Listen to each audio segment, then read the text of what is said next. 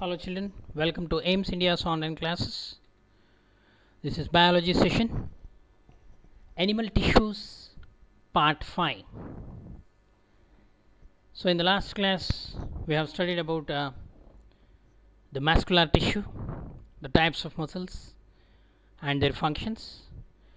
In this video we are going to discuss some more about the involuntary muscles. The muscles are classified into how many types? Two types. What are they? Voluntary muscles and involuntary muscles. What are voluntary muscles? The muscles which work on our will and wish. Such muscles are called voluntary muscles. What are involuntary muscles? The muscles which cannot work, which cannot be under our control, which can work on their own. Such muscles are called involuntary muscles. Can you give examples, children? Voluntary muscles. All skeletal muscles are voluntary muscles. Involuntary muscles, the muscles which are present in the internal organs such as heart, lungs, intestine, they are involuntary muscles. Let us proceed. Muscle tissue. The movement of the foot in alimentary canal or contraction and relaxation of blood vessels are involuntary. Okay, here two actions are given. The movement of the foot in the alimentary canal, that is what do you call that movement? Peristalsis. It is an involuntary. And the contraction and relaxation of the blood vessels, automatically it is taking place. Okay, it is also involuntary. The smooth muscles or involuntary muscles control such type of movements. What are they? Like movement of foot in the alimentary canal and movement of blood, the relaxation, contraction of the blood vessels. Okay, so they are also found in the iris of the eye, in the uterus, and in the bronchi of lungs. Okay, in the lungs also, bronchi. Okay, the trachea, which is divided into bronchi, and these bronchi divide into bronchioles and enters into the lungs. The bronchi of the lungs, they contain some smooth muscles. The cells are long with pointed ends and have a single nucleus. Structure of involuntary muscle or smooth muscle. Okay, they are also called unstriated muscles. Okay, see for example here the stomach, the smooth muscles are present. See, they are spindle shaped, the single nucleus without any striations. Such muscles are called non-striated muscles or smooth muscles. Next, cardiac muscle. The muscles present in the heart are responsible for pumping of blood. The cells are long branched and have nuclei. The cells are joined to each other by each other at their ends. The intercalated discs are present. All the muscle cells in the cardiac muscles have striations. Though it resembles the striated in its structure, it is involuntary muscle. You see the heart, the cardiac muscle moves blood and maintains blood pressure. See the cardiac muscle cells, intercalated discs are present, striations are present just like the skeletal muscles, nuclei are present. Okay, so it is a heart muscle which is involuntary or smooth muscle.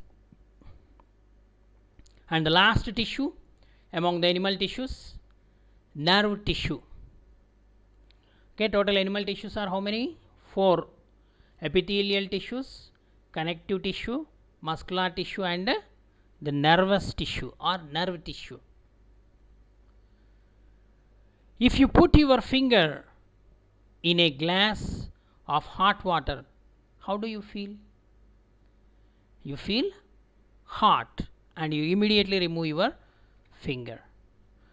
How would you know that water is hot or cooled? How would you know the water is hot or cold? by touching it, by feeling it. When you touch it, you feel, isn't it? So if you put your leg on a sharp edged stone while walking, how do you feel? You feel pain. Or when you are walking, you come across a thorn. When you are walking on a bare feet, or during summer on bare feet, when you put your leg on a stone, you feel very hot. Immediately you remove your leg or wear chappal, isn't it? The feelings like the above situations is because of the specialized mechanism in our body. Okay, do you accept it? Definitely. It works like electric current passing through wires.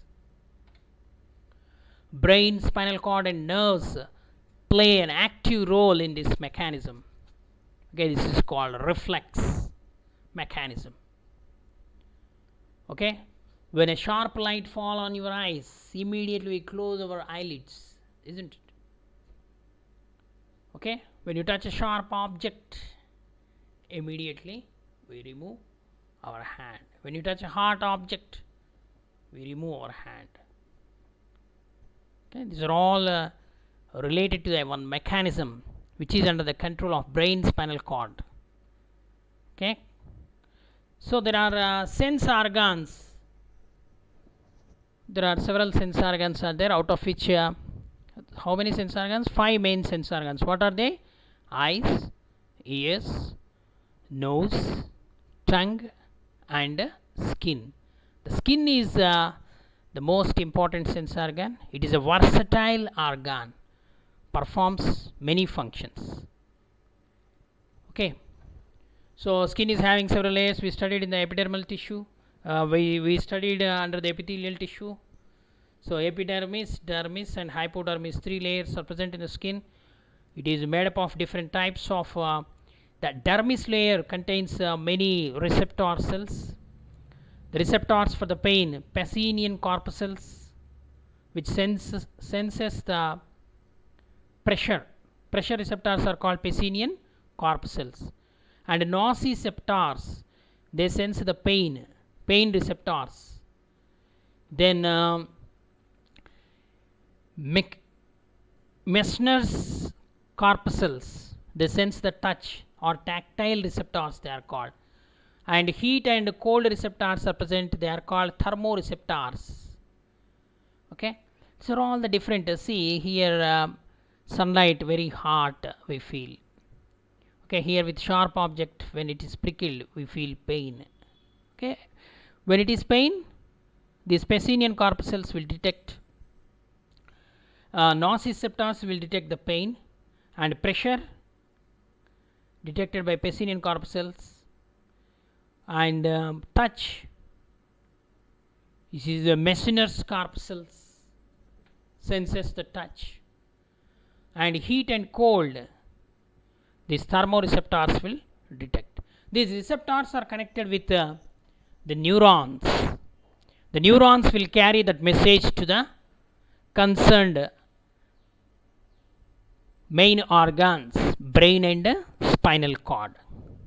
Okay, so nervous tissue maintain is very important tissue. One activity is given: collect the slide of nerve cell from the slide box from your school laboratory, then observe these under the microscope, write your findings. The nerve cells are the only cells in the body which do not have the ability of regeneration. Regeneration means cell division. So that ability is not there for nerve cells. The number is constant. So these are very specialized cells.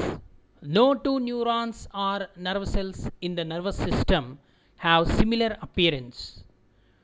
The cells of nervous system are highly specialized for transmitting the stimulus very rapidly from one place to another within the body. Okay, this is the nerve cell. A typical nerve cell possesses two important structures: the cell body and axon. So the cell body consisting of several branched projections, they are called dendrites. Okay, and long projection without branches, it is called axon. This axon consisting of special cells called Schwann cells, which secrete myelin sheath, and there is some gaps are present in the myelin sheath. It is called node of Ranvier, and the axon is ended in the terminals. They are called nerve terminals or axon terminals. Okay, that is the structure. So continuation of this activity, we can identify three distinct parts in the nerve cells. They are cell body or cyton, axon, and dendrites. The cell body or cyton has a large nucleus and cytoplasm. The cytoplasm possesses several granules called Nessel substance or Nessel granules. This is the difference between the cytoplasm of axon and cyton.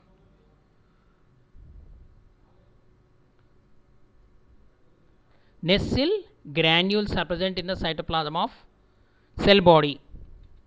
They are absent in the cytoplasm of axon. There are some projections arising from the cell body. These are called dendrites.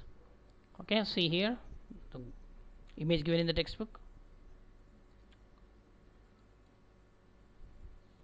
These are the dendrites, the projections from the soma or cell body. It possesses nucleus and it possesses granular cytoplasm. That granules are called Nessel granules, which are present in the cytoplasm of a cell body. Next, it possesses a myelin sheath. The Schwann cells produce this myelin sheath. It has some gaps. It is called Ranvier's node. And the long projection without branches, it is called axon.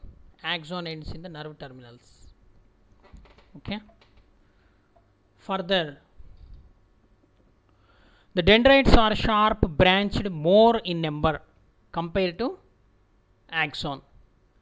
One projection of the cyton is somewhat longer than remaining projections.